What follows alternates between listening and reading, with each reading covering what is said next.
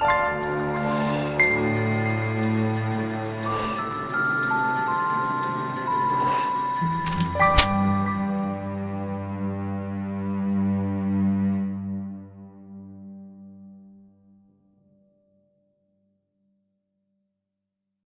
few years back, my husband and I had entered the best stage of our lives.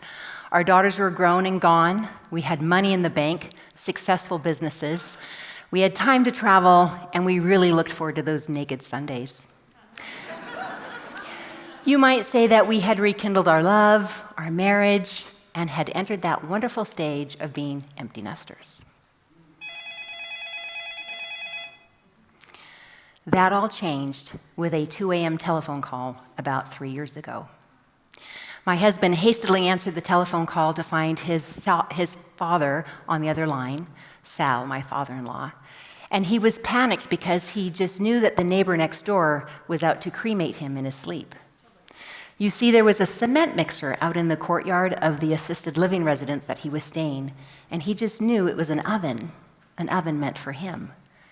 My husband talked him off the ledge and got him to go back to bed until 3 days later, we received yet another identical telephone call.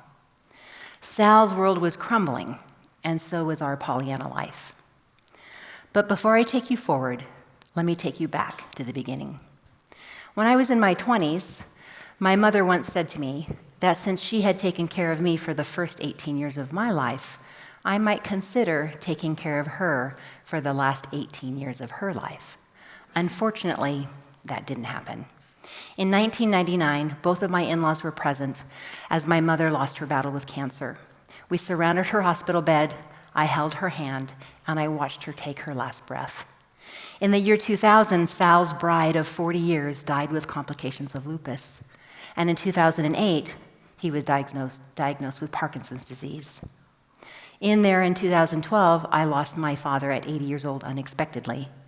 And then in 2016, Sal, my father-in-law, he had a bout of aspiration pneumonia that landed him in the hospital for a month, rehab for 2 months, and that led to a failed attempt of living on his own. He was then placed in an assisted living facility. Well, all went well for many months until the paranoia, the dementia, the balancings of medications came into play, along with the reoccurring 2 a.m. calls. It was evident that he needed more extensive, more expensive care than where he was staying could provide. So over the next 3 months, my husband and his sister, Marcia, flew from Washington State to Arizona, back and forth, looking for a new placement to put Dad. My husband, Rob, stepped in to work his dad's business, and after a long day, would pop in to see how Dad is doing, to find him slouched over in a chair, watching a silent TV. 3 months into this, with our daily long-distance telephone calls, weighing the pros and the cons, my husband and I decided that we could offer Sal a better, more engaged living situation. We weren't quite sure what to do, and we weren't sure of our future, but in May 2017, we brought Sal back home to Washington State. We surrendered our master bedroom, and with a fresh coat of paint, a new hospital bed, a secondhand dresser, and the pictures of kids and grandkids hung on the wall, Sal's new master suite was complete.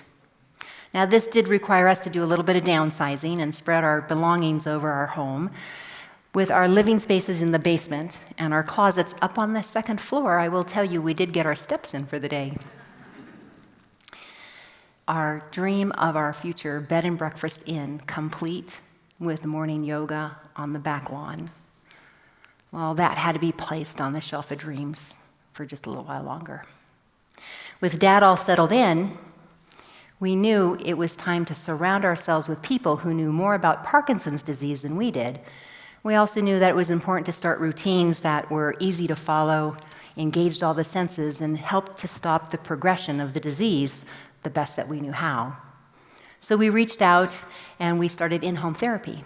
First, there was physical therapy. Now, with physical therapy, the most important thing is how to get up off of a seated position, and also how to work with what they call a stutter step or a Parkinson's freezing gait. You see, your feet kind of get stuck to the ground, and it's hard to move. So we'd have to say stop, Okay, reset, big step, about every 10 feet. Practice doesn't make perfect, it just makes permanent, until he forgets again. Speech therapy, you exercise the throat so that you can swallow without choking, and you can speak so others can hear you. Things that we take for granted, not so for Dad. So we process his food so it's easier to swallow, and we thicken his beverages so he doesn't choke. Next was occupational therapy, or better described as where to park the walker. We would have strips of colored tape on the floor of almost every room of the house as parking lot reminders. But just because the walker is parked in the same space doesn't mean he remembers to take it. If I had a $5 bill for every time we had to say, "Hey, Sal, where's your walker?" I'd have enough money saved up for my self-driving electric car. But the walker probably wouldn't fit, so we'll stick with our small SUV. There are benefits, however. When the kids were little, we'd be in the carpool lane. Now we have a handicap placard. We get front row parking, and sometimes we get special admittance to public events. It's kind of funny of what is old is now new again. When the kids were young, we'd say things like, "Did you brush your teeth? Do you have your backpack? Did you use the bathroom? We're heading out soon. What about your lunch money? Do you got your homework? Hurry up or you're going to be late for the bus." We use similar phrases, but it's a little different. "Do you have your dentures in? Have you used the bathroom? We're heading out soon. Do you got your wallet, your walker? You got your hearing aids? Hurry up or we're going to be late for therapy." After 4 months of therapy, we decided to expand our wellness allies and move to outpatient therapy about 3 to 4 days a week. We partner with the Northwest Parkinson's Center, along with our university's speech disorder clinic. We have rotating young and beautiful speech pathology students that have absolutely no trouble getting my father-in-law to speak with intent. Now, we continue that daily practice at home with a workbook provided by the Parkinson's Voice Project. Well, then once a week or so, we go to music therapy. Now, music therapy helps sync the brain and the motor skills together. So we beat drums and we shake rattles. And I know every verse to "She'll be coming round the mountain" and "Home on the Range." Now, the best thing, though, is after all is said and done, my father-in-law, we're on a hunt for the best coffee shop in town. Now, instead of "Where's Waldo," it's "Where's Papa?" as people track us on social media with an occasional selfie or a location update. With 138 coffee shops in the area, we only have 120 more to go. Okay. As with all life changes, routines are key. We start every morning at 8 a.m. with "Good morning" and a cocktail of medications washed down by thickened juices. Sometimes he's up and at 'em, and sometimes he just needs to be reminded as he stares at things randomly on the bathroom counter or clothes in his closet. My husband and I are both self-employed, and I work part-time with a wellness company, so inevitably there's a schedule conflict here and there. So instead of "Take your kid to work day," it's "Take Dad to work day." He doesn't mind. He offers any assistance he possibly can because he's such a good man, and he always offers his walker to carry things. Well, for someone who doesn't like to cook, I have mastered oatmeal, pancakes, chicken salad sandwiches, Progresso soup, and some other really great flavorful meals, and he likes my cooking. However, I don't know if I should tell you that he's lost all his taste receptors except for salt and sugar. He even has his own cleanup crew. Her name is Shadow the dog, and she stages herself quietly under the table as his personal canine vacuum cleaner. And he does take the dog for a walk every so often, and what he does is he places the dog on the walker, and he walks around the house. So the rendition of "Walk the Dog" might be a little different for you. You'll find Shadow, the dog, propped on his lap many times as he's fiddling with his tablet and checking Facebook, okay? Or he's working on a 300-piece jigsaw puzzle. Now, the masterpiece, that takes a little time, But once it's done, he decoupages it and we gift it to friends and family. At 8 o'clock, it's our fourth and final round of medications and time to get settled into bed. You'll see Shadow either at the foot of the bed or snuggle in his pillows when he's not using them. And this is the time that my husband and I get to sit back and relax. It's our solace. We unwind, we discuss things for the day until bed checks time at 9:30, 10:30, and again at midnight. We go to sleep, we dream, and we repeat. When we take off my rose-colored glasses and we look at reality, Sal's business is still on the market, still for sale, so we do our best to manage it from a distance. His manufactured home is still on the market, and regardless of all of our efforts, the dementia, it's still progressing. There's not a day that goes by that Sal doesn't stop himself from falling by grasping onto a piece of furniture or balancing against a wall. He coughs at almost every meal to avoid choking. And the dementia, well, that's getting worse. I oftentimes see the sadness in my husband's eyes as he watches his dad struggle with common household chores and daily activities like dressing and showering. You see, he reminisces of the times when his dad was strong and independent. I don't have those memories, and that's a good thing, because comparison, well, that's the death of joy. And there are so many joys that happen in our house with our living guest.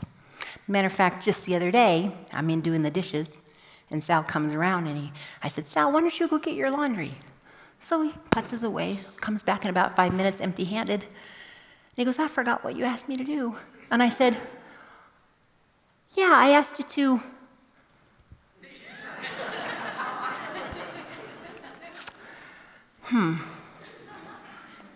I don't remember. And 5 seconds later, he says, oh, you asked me to get my laundry. I said, yes, that's it. That's what I asked you to do. It's a funny day when the man with dementia reminds the person who doesn't have dementia what she forgot. You know, people ask us sometimes, and we ask ourselves, why we're doing these things? Why do we do what we do? Perhaps it's because we're setting an example for our 2 daughters. Perhaps it's because he's our last living parent. Perhaps it's because I feel it's the least I can do to care for the father that influenced the wonderful, compassionate, hardworking, really good cook, husband that I married 27 years ago. It's hard to settle on just one thing. I do know, however, all things work out in the end. This new life experience has brought with it the realization of my own mortality, and that with a little mindfulness, compassion, and self-awareness, it's those acts of love that really matter. I have recommitted to care for not only my father-in-law, but my family, my husband, and most of all, myself. Today, I take the time to meditate, exercise, eat right, and reflect on the choices of the day. I'm more compassionate for those around me. I'm more aware of my blessings. And I'm thankful for the people that come in and out of my life every single day. Have you ever woken up on the wrong side of the bed? That happened to me just the other morning. I'm sitting eating breakfast, and I look down, and I'm like, oh, I've noticed there was something amiss. And I said, well, Sal, look at that. I'd done put my shirt on inside out. And I heard one of the most awakening, inspiring comments from a very wise 78-year-old man.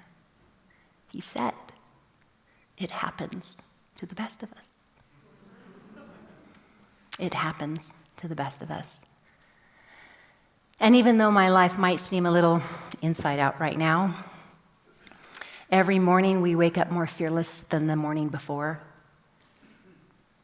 We surround ourselves with good people, and we look for the joy in everyday living. You know, as a parent, we treasure those first milestones, like their first breath, their first word and their first step, their first legitimate win at a game of checkers, and your first child's wedding. When you care for a parent, you experience all those same milestones, just in reverse.